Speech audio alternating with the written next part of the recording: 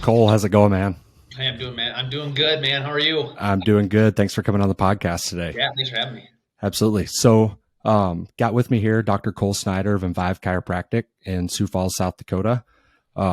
He's a really good buddy of mine that I've come to know over the last couple of years and living there. And he's a master of networking, which we'll get into here in just a minute. But more importantly, he's a dad of 3 wild children under the age of 5, right? That's right. Yep. He's a dad of 3. He runs an entire chiropractic business and tries to be a family man at home. So thanks for coming on, man. Yeah, thanks for having me. I'm excited. Awesome. So where I'll get started is just tell me a little bit, just a small synopsis of who you are, what you do, kind of why you do, what drew you to the chiropractic business in general. Yeah. I'll be happy to. You said it best. I'm a chiropractor. That is kind of what I set out to do from a very young age. I don't know exactly how I got into it.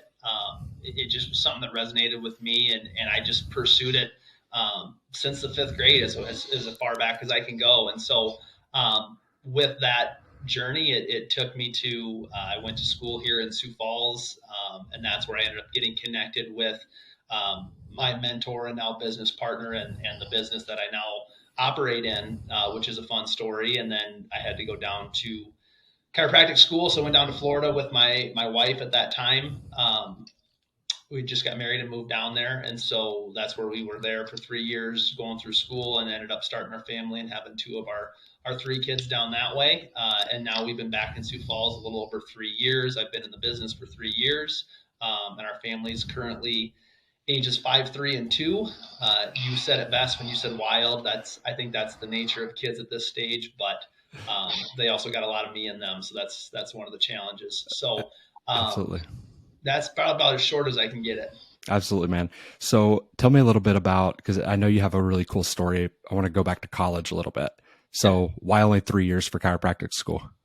Yeah. So that's just, chiropractic in the state of South Dakota, you have to have an undergraduate degree. And so I went to school at Augustana here in Sioux Falls. And so did my 4 years there. And then chiropractic school is, I say 3, I think it's officially, depending on the program, it's 3.25 or 3.5 years.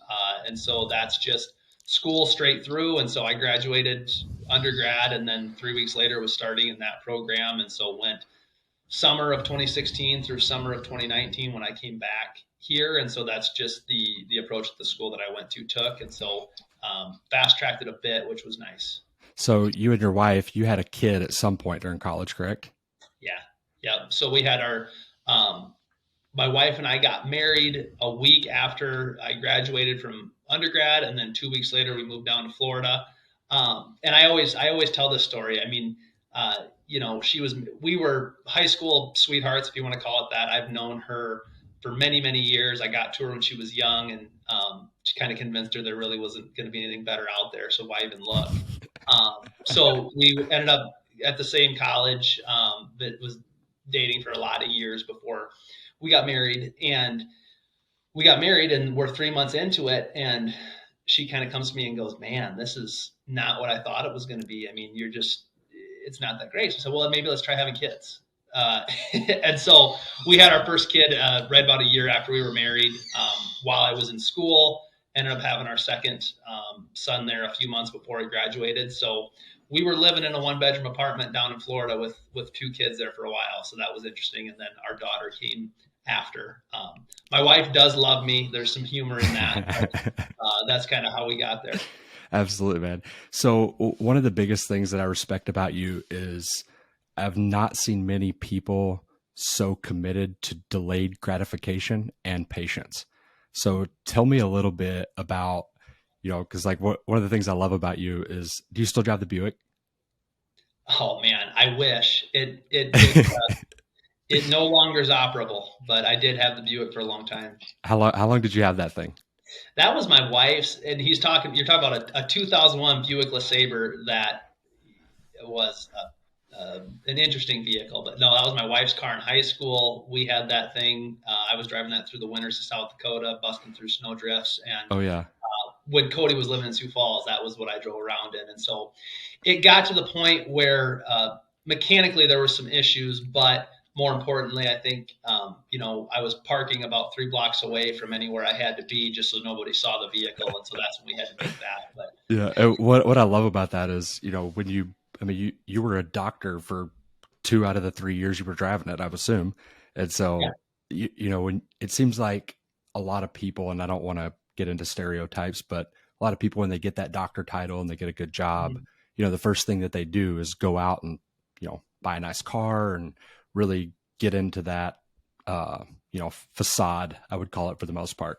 So Yeah. tell me a little bit about your thought process there. Like, why'd you continue to drive that? Because I think that's super cool and a really good point.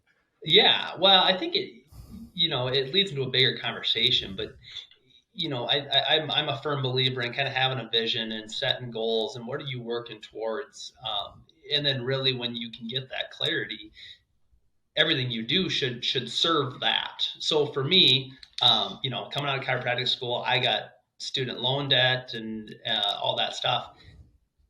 The joy I'm going to get from driving a new pickup or doing something like that, it's just not there. And so that was where kind of that's probably the lens that we viewed it throughout this journey, is really looking towards kind of the long game. And like you said, it's not always the instant gratification that we're used to. But I think the more you kind of experience that, you realize I'd much rather work towards something bigger. Yeah, absolutely. I love that. More people should do that. So one of the things that I also like about you is, you're super disciplined in your routine. So like what does a morning look like for you on a typical workday? Um, Discipline's important, right? I think I struggled with this for a while because I've always been disciplined. I mean, in high school, I was 8:30 bedtime, up at 6, that type of life. And the biggest thing that I had to deal with was once you start having kids, it's not always the morning routine. I mean, I'll be on this morning, what I had intended to do, and when I got up at 5, it didn't happen because my 2-year old's kind of sick and she came down and needed some stuff, and my wife's not, so you have to adapt. But for the longest time, I think, I think when you look at successful people, they all have a morning routine, every single Hmm. one of them. And I just knew that early on from exposure. So I was hell bent on, I got to have this routine. And for a while, I struggled because I would come to almost resent my kids at times because just dad's got to do something, go to bed. Yeah. I struggle with that. So that's where I kind of had to pivot a bit. But an ideal morning for me and my routine, probably 75% of the time, is um, I'm up before the sun and I'm getting a workout in. Going to the gym, doing that, then I've got an opportunity. If I can get a workout in and have an hour to myself before the kids get up, that usually requires, I mean, it's got to be about 5 a.m. if I want to get that accomplished. But just the opportunity to spend time in my planner and spend time on my goals and my visions for the day. Because if I don't plan my work, I'm a bit sporadic, and you never know what you're going to run into. And then the fires hit, and you Yeah. end up chasing your tail all day. Yeah, like it's hard without kids, and I don't have kids, but I could not imagine having 3 kids and still getting that done 75% of the time. Like that takes some serious, because I'm sure you don't get to go to bed on time normally, or you You normally know, get woken up in the middle of the night, all that stuff. Yeah, and I don't want to, dude. I don't want to make excuses like "woe was me." I've got these beautiful kids. It really, the No, yeah, reality is, especially when they're young, dude. That, yeah, you try to get them to bed, you try to get them on a schedule, and yeah, life's um, crazy. you just adapt. Yeah, and Mhm. just be in the moment. Yeah, absolutely. So tell me a little bit about how you met your mentor, and how important that was in where you've gotten your career today. Yeah, yeah. I think probably the one thing I want to state is I don't want this to ever come off as like I'm super successful. This is the pinnacle. Look at all this stuff. The only things I'll ever take credit for is showing up and working hard. But I'm a byproduct of being in the right place, finding the right people, working the right systems. And I think that's where you talk about that delayed gratification. If I see something that has worked and is proven, I'm okay saying, let's put the time in and go get it done. It's much like the stock market, Yep. right? You want to make money, dude, get your money in the market because historically you see where it's going to go. Hmm. I'm more there than I am going to be. Well, I'm going to go try to jump into a crypto or a fad and try to Yeah. make the easy dollar. So my mentor, Nathan Unruh, he's Dr. Nathan Unruh here in Sioux Falls. When I was in college here in Sioux Falls, I was going to be here for the summer doing workouts. I was playing football and doing all that, and so I knew I wanted to be a chiropractor, and I wanted to find some opportunity somewhere. So I sent an email to the first page of Google back in this would have been 2013 or so, and one clinic responded to me, and it was one of the clinics that Dr. Unruh owned, and that doc, and basically I was looking for anything. Yeah. Can I meet with you? Can I shadow you? And that just organically grew. They'll always say I just didn't leave them alone. I mean, I was calling and sending notes and just any opportunities because they didn't have anything at first. Right. But then just organically grew into being able to work in the clinic and see it. And then when Nathan and I met, it was just kind of a unique relationship where we just connected well and our brains kind of worked kind of synergistically, and I was able to help some of the things he had going on. And he obviously has poured more into me than anybody else, besides my parents. So it grew super organically, and then it turned into I want you to come back and be my successor in the business and take things over. And now we've been working together I think 8 years now and that relationship has been amazing. And I owe him everything, but it's just another example of you got to find the right people and you got to get in with Hmm. the people that know what they're doing because they're all out there. And so you find the ones that are willing to help, and how do you help them? And that's how I think a lot of these things grow.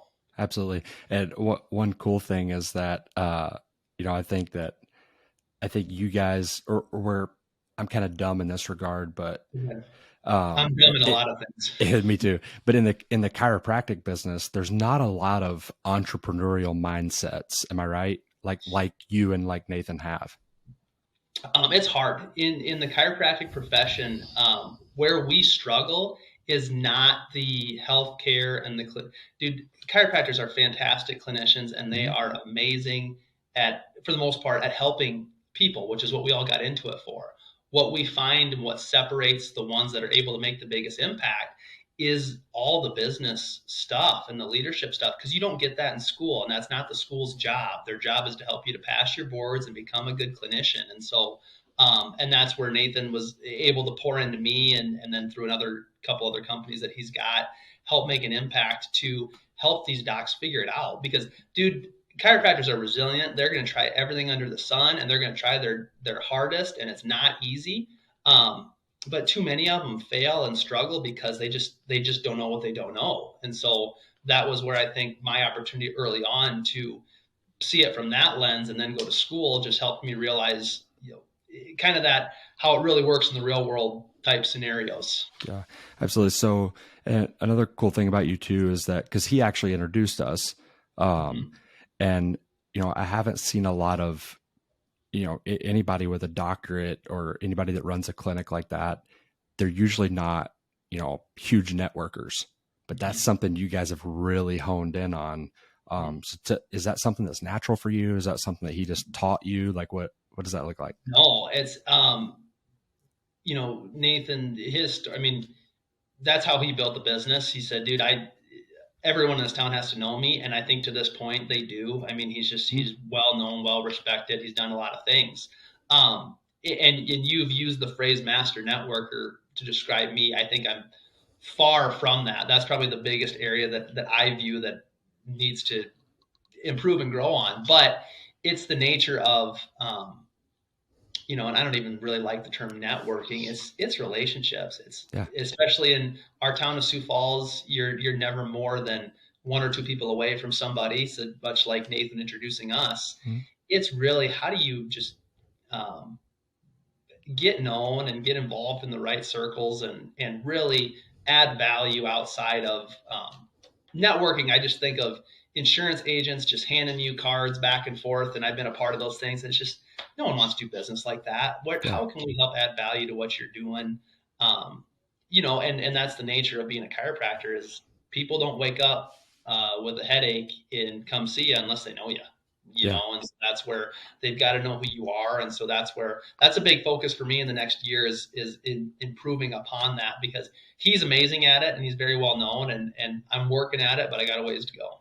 Yeah. So is that something like when you guys are helping other chiropractors, is that something you find a lot of? Is that, they love working with people, but when it comes to the business side, they just open the doors and expect people to come in, or do you guys find that a lot? Yeah, Cody. The reality is there's very little education on business stuff in the school, and then that's again not the school's Yeah. fault. I'm not blaming anybody, but Yeah. it's really the ones that are willing to listen and go pour into it, and chiropractors have figured it out. And there's some models that I'm not a huge fan of, but they make it work, and there's other ones where it's just a complete, we'll see what happens. And so it gets into business, and then your relationship with money and trying to navigate that. And so we have a lot of exposure, and we work with a lot of docs doing that. And again, they're all good people. I don't blame anybody for doing what they're doing. It's just, if something was wrong with your business, how soon would you want to know? That's one of the things we kind of come back to, is let's help figure this out and help you understand why you're doing what you're doing. And from there, then you can see a lot of pretty cool results. Yeah. So another thing that I kind of wanted to point out was, I've been to several chiropractors before. Matter of fact, the last chiropractor I went to was you, but which has been a while. I probably should go back. But That's uh, when you go into your guys' business, one thing I really love is that it's really short and sweet. You're not sitting in the waiting room forever. Like, you're in, you're out, but you're still well taken care of. So tell me a little bit about your guys' business model as far as how that operates. Yeah, yep. I think some of the core things that we always teach our team and that we believe is, number one, we compete in an experience economy. So in today's environment, people just won't tolerate a bad experience, and a lot of times the buying decision is made on that experience. And so we take that a step further to say, we're not just competing against chiropractors and doctors and healthcare. We're competing against whatever that last best experience was. So if you show up to my doorstep the day after you were just at Disney World, that's where your headspace is at. And so that becomes the comparison. And so how do I provide a Disney level world-class experience? And so we work really hard on that, and then just focusing on, we try to be, it's really patient centric. What is the best interest of the patient? And what we found is the two biggest things that people value is their time and their money. So I have to make sure that I've got the systems in play to help kind of decrease that barrier of entry, because if you call to get an appointment and you can't get in, or you don't call because you know it's going to take too long, you don't have time for it, we lose. And so we just have worked really hard on creating the systems and doing the training with the team to be as accessible as we can, and then have some fun and make it a great experience, and don't get caught up in all the stuff we have to do. Just go take care of people, and then we'll take care of the stuff on the back end. So how do like when I was in there before, like, I felt really well taken care of, but I didn't talk to you for more than maybe 2 minutes. Mm-hmm. How do you create that personal relationship? Like, what are some of the key tactics that you use to make people feel like you're there, Yeah. but maybe be more efficient and not be there? Does that make sense? Mm-hmm. Yeah. It's we call it communication mastery, and so it's really, there's three components, and we'll do some different behavioral testing and figure this stuff out. But number one, you have to be self-aware. You have to know who you are. How do you communicate? How do you come off? All of those things. There's nothing worse. Everyone knows someone in their life that doesn't have that self-awareness, that the moment you talk to them, you're going to be there for 30 minutes, or they're going to be talking about something you don't, it immediately brings up that image. And so self-awareness, and then being able to recognize others. Okay, because everybody communicates differently. And so how do you put yourself in the best position to help understand that, Cody's behavior is more like this, and so he's going to gravitate to these things towards these things. And then the third thing is just being able to adapt. So not Mm. being inauthentic, but then being able to mix and match that. The analogy is if you're speaking French and I'm speaking Spanish, unless one of us can adapt, we're not going to be able to communicate. And so it's that kind of that same philosophy of getting there, and then just always trying to be super present. Because if I'm concerned about my wife and kids when I'm at your feet taking care of you, I'm not going to be there. And so you have to really focus on staying in the moment, keeping your stuff in line, keeping your headspace right, and um, that then creates those conversations where it was 2 minutes and it felt like 10 compared to it was a 10-minute conversation that felt like an hour. Absolutely. So, on the business side of things, now that we kind of talked about the success piece, what's the biggest challenge or the biggest thing you're working on in your business right now? Oh, great question. I think we time, money, and people is kind of the root of all of the issues that we find, especially in the chiropractic space. And so the time piece is always looking at how do we use our time more efficiently? How do we improve the systems? How do we honor people's times? Money is always out there, so just looking at are we staying where we need to within understand the P&L and knowing your profit and loss, and where those metrics should be and how do we influence those, and then people. I think especially we hear a lot of this right now with where unemployment's at and the environment that good people are hard to come by, and so how are you hiring, retaining, and really the big piece is probably the leading and developing.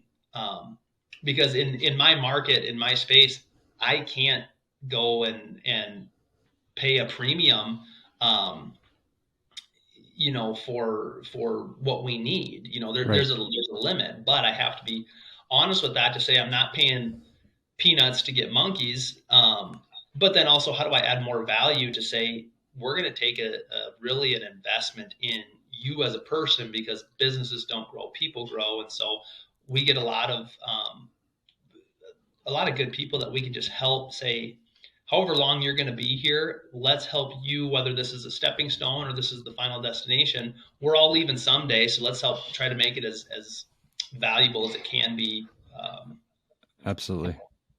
Absolutely. So, if somebody were to, somebody that's listening to this wants to be a chiropractor or something along those lines, what's the biggest trait or the biggest thing that they need to have in order to be successful in your field? Yeah. Um, we call it H3. We came up with this a lot of years ago. H3, it stands for heart, humility, and hustle. Mm, I love So, that. yeah, the heart piece is, what are you passionate about? But then you also have to understand passion, because a lot of times we think passion is like, oh, this is what makes my heart sing and it's sunshine and rainbows. But we always compare it to the passion of the Christ. You go to that story, that was the opposite of what we kind of have deemed passion. And so passion really is, what are you willing to suffer for? And so if you want to be a chiropractor and you want to take care of people, like you said, it's a long road. It's amazing, and I would highly recommend it. But we got to make sure your heart's in the right place, Mm, because we see it just like any other profession. If you get into this because you want to make money or you want to do this or that, money is a byproduct of making a tremendous impact. But we got to make sure that heart piece is there. Okay. Humility is just simply being able to be coachable and quieting that ego and being able to just find the right people, and seeking out that piece and just being able to say, hey, if you don't know what you don't know, as soon as you recognize that, that's when you can start to grow. Um, and mm, then the hustle piece is just, dude, can you put your nose down and work hard? Right. That's still, I think, the biggest trait is that, dude, if you can work hard, um, you're going to get anywhere in life that you want to. Um, but we find with, if you get those three, that heart, humility, hustle, that creates a really good environment for you to have a lot of success, I think, in anything, but especially in our profession. love that. And if you didn't hear that, you should rewind about 2 minutes and listen to that, because that's a nugget right there, for sure. And that's I get a little long that's with any winded. profession. That was a good one. That was a nugget right there for sure. Yeah. So, um, what are some things that you think actually separates you from other chiropractors in your market, in the or out there? Period. Yeah. I can't say there's anything that, man, I do this so well and they don't. Um, especially at this point in my career, what separates me is the network that I got into and the mentorship and that. But um, my I guess my challenge to all chiropractors, especially if you end up listening to this somehow, you always got to look at everything through the lens, like we talk about, of the patient. I think too many times our needs get in the way, or our desires, or we're healthcare practitioners. So do I want everybody to eat a certain way and exercise every day and make sure they're taking care of their mental health? Yes. But I can't go make that my agenda and push that on people that don't want it. And so it's, trying to keep that in check. And really, like I said, what separates us from a business standpoint is what we talk. It's the experience stuff. That's what I'm competing on, and so I would encourage you to always look at that and, try to keep that in check with everything else that you're trying to juggle. Because that seems to be for us, that's what's been allowed us to serve a lot of people, is really how we do it, not necessarily what we do. Yeah. And one reason I like asking questions like that is because your answer that you just gave doesn't pertain to just chiropractic. That's every Mm-hmm. business. Like on my last episode, I was talking to Blake, which is a buddy of ours, and we were talking about that, how we got to a certain point in our career and we go, whoa, I'm doing this for the wrong reasons. I've Mm-hmm. kind of lost the focus on where the focus should be. So Right. I love that little nugget right there for sure. Yeah. Um, what's your favorite? Because you're a productive dude. Whether you're super humble, so I know you wouldn't admit this, but you're productive. I mean, you go home and you spend family time with 3 kids and a wife, and you hustle during the day. What's Mm-hmm. your favorite productivity hack? The biggest thing for me has been really getting a planner. I have what we, and this is Nathan came up with this, so we call it a flow planner, but that's what I've got sitting in front of me. Um, Really just being able to, what's your system for setting goals, and why are you setting those goals? And then how are you working to achieve that? I mean, the things that he's taught me and what stands out is, if I find myself doing something that's not driving me towards my ultimate vision and my ultimate goal of what I want in my life, cut it out and quit doing it. It's the art of essentialism, and really working on what really matters. The 80-20 principle. I mean, there's a ton of stuff out there. So I think that's been the biggest thing for me, is really having an intention with, this is what I want. This is what the day should look like. And the days that I do it, I'm productive, and the days that I don't, I get pulled every which direction. And so the more I've experienced that, the more I've said, okay, I got to make sure I'm doing that. So what's the 80-20 principle? 80-20 principle, I think it's also known as the Pareto principle. Basically, and I don't know how they got the data, they're smarter than me, but when you look at any profession or any work, 80% of the outcome and the results are driven from 20% of the work. And so really what it speaks to is, how do you find that 20% of, this is where I'm going to make the biggest difference, right? Mm-hmm. That's going to drive 80% of the results. And it's something worth looking into, because it's industry wide. So whether you're a lender or real estate or healthcare, it's focusing, how do you find that 20%, and then just get in your swim lane and work at that, because that's going to drive the most of your results. Absolutely. So when you talked about goal setting a second ago, I'm sure you have metrics. Do you have weekly metrics, monthly metrics? Like, how do you Yeah. track those? Yeah. Good question. In our business, we have about 26 or 27 different, we call them KPIs, key performance indicators, that we track. You track them every day, and you look at it weekly, monthly, quarterly, depending on what it is. But the big thing for us is, if you can't measure it, you can't manage it, right? Mm. If you want to lose weight, you got to step on the scale and know, this is where I'm at and this is where I'm going to go, right? And so, and if you're going to lose weight, if you step on the scale every day, you're never going to be surprised. And Yep. so that's kind of our philosophy there. There's a lot of different things that we look at, and then trying to identify, then, well, how do you influence that, and then dig deeper. And it's never big things. It's always just an accumulation of the little things over time. That's what's going to get you there. Love that. I love if you can't measure it, you can't manage it. That was a good one. Yeah. Yeah. So you're a big reader. I know you probably do that in the morning. What are your 3 favorite books of all time? Mm-hmm. Top three is tough. I knew you were going to ask me, so I did some homework.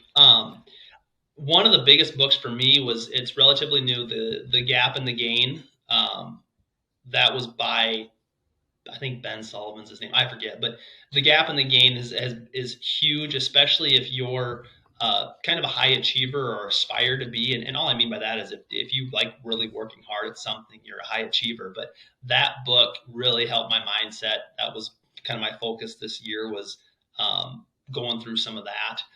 So that one is really good. Simon Sinek, all his stuff is good, but Infinite Game is one that I've read. That's one of his newer ones that really resonated with me, talking about making long-term decisions, not always looking for short-term. Yeah. And then if I had, the third one would be Ego is the Enemy by Ryan Holiday. If you've never read Ryan Holiday, his stuff is amazing. He just came out with another book, Discipline is Destiny. He's really big into stoicism, which is really about how do you constantly humble yourself and not let your emotions or your perceptions of a situation dictate your action. So that one, Ego as the Enemy, is huge.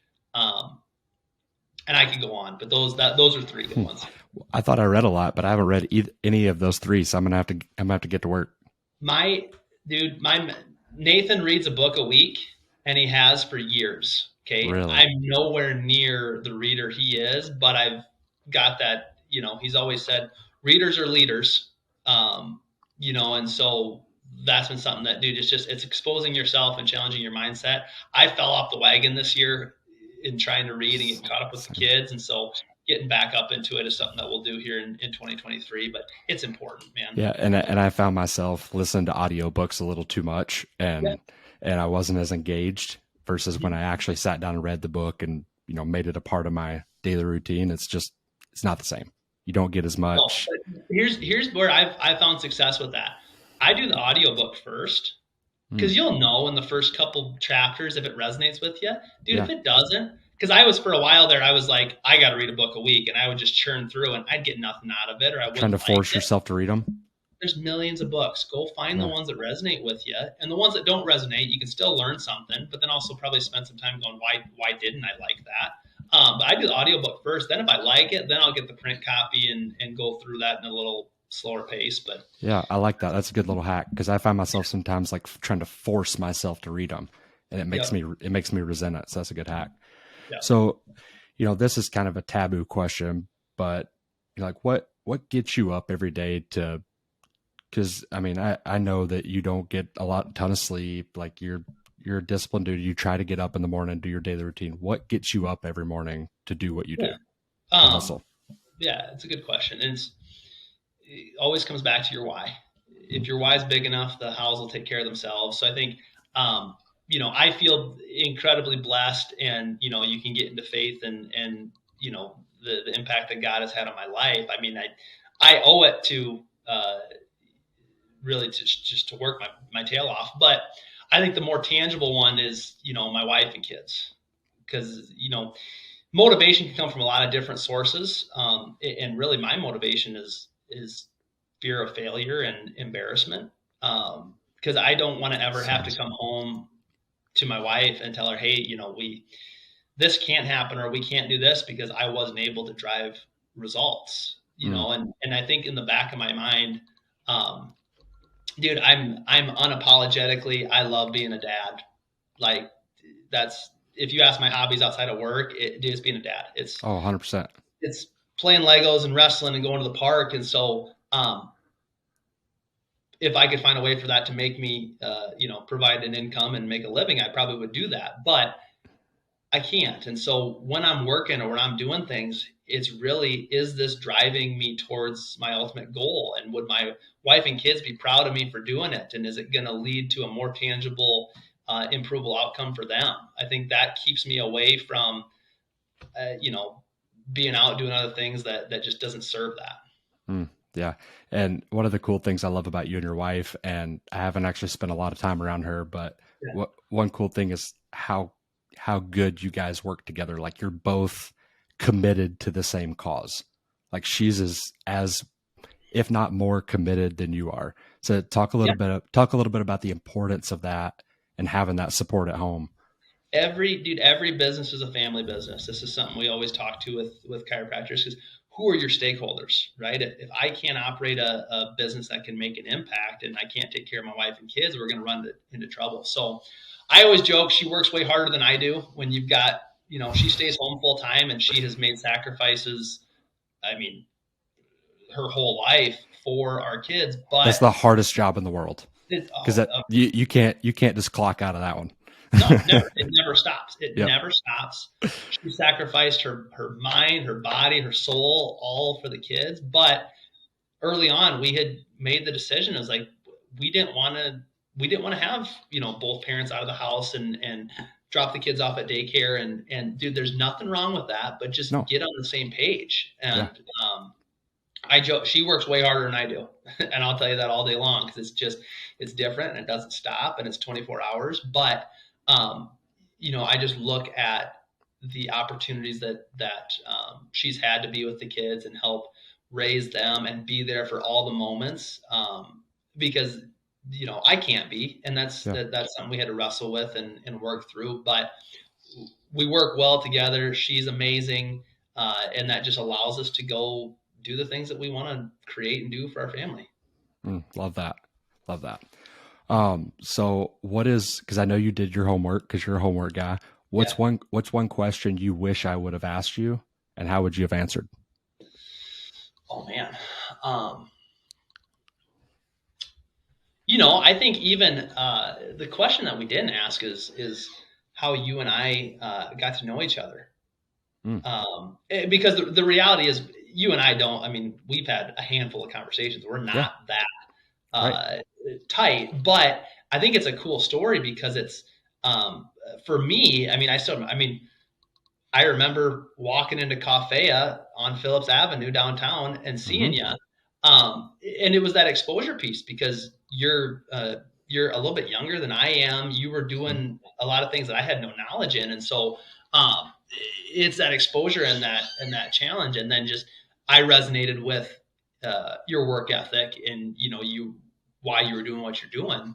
Um, so I think it's just important that the more you kind of put out into the universe who you are and what you do, that's how you're going to find and gravitate. So if you're struggling with that, you probably got to look at, what are you doing to help create those opportunities? So I think that's probably that origin story maybe is where I'd go with that. Well, yeah, and because like I'm not from Sioux Falls.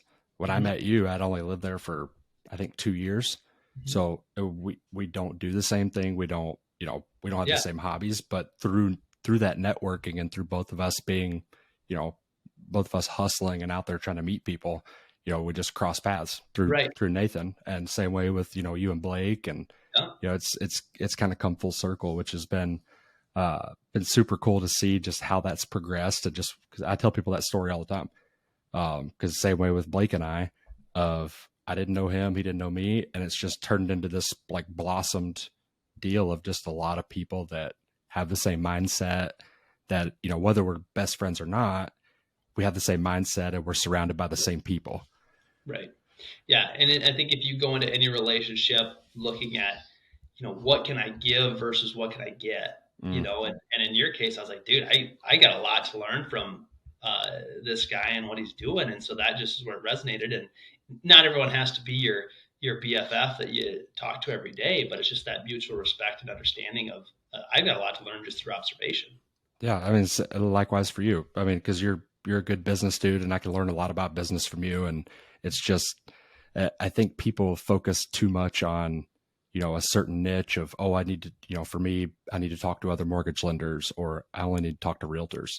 And Yeah. in all reality, majority of the stuff I've learned in my career have been from people that are in completely different industries. 100%.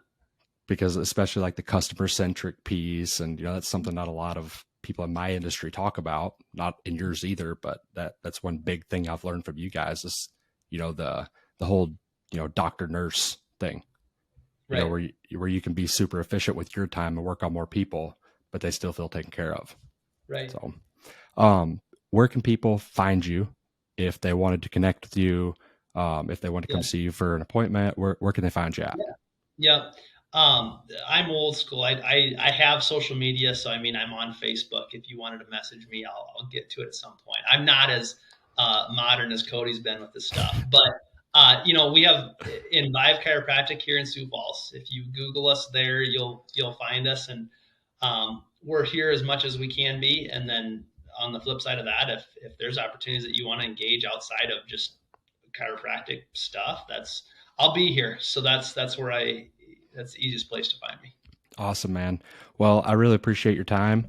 It was great getting to talk to you. It's been a while since we chatted, so I think you dropped a ton of nuggets today. I don't think you realized you dropped a ton of nuggets, but you did.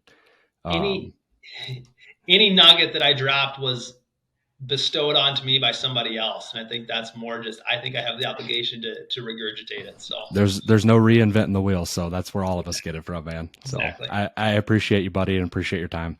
Yeah, thanks, man. Awesome. Thanks, buddy. We'll see you later. You bet.